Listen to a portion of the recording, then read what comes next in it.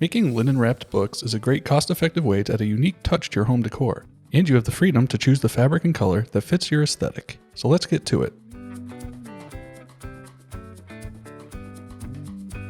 For this project you will need linen fabric, scissors, a hot glue gun, discarded hardcover books, and craft paint, which is optional.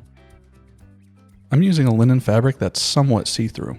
If your fabric shows through, you may want to paint the book spines or even the whole cover to match the fabric color. Lay the book on the fabric and cut a piece that's a couple inches bigger than the opened book on all four sides.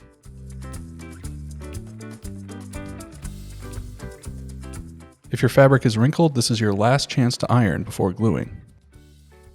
Center the open book on the wrong side of the fabric. Place some glue along the book cover edge and fold the fabric over to attach.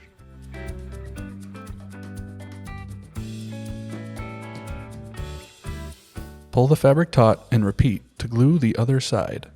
It helps to have a heavy object holding up the opposite end of the book for the gluing process.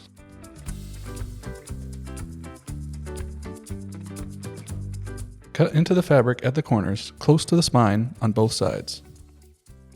Now it's time to attach the top and bottom fabric ends. I started by pinching some fabric at the corner and cutting some of the excess fabric to reduce bulk. Fold the corner in at an angle before gluing down.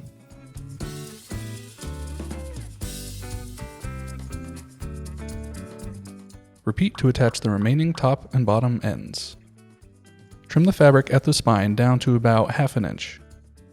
Use a flat screwdriver or similar tool to tuck the fabric in between the cover and book binding. You may need to loosen the binding a little to make space. Repeat for the other side. That's a wrap for this project. I made a whole stack and tied some twine around it. Thanks for watching. Feel free to drop any questions or comments you might have, and we'll see you next time.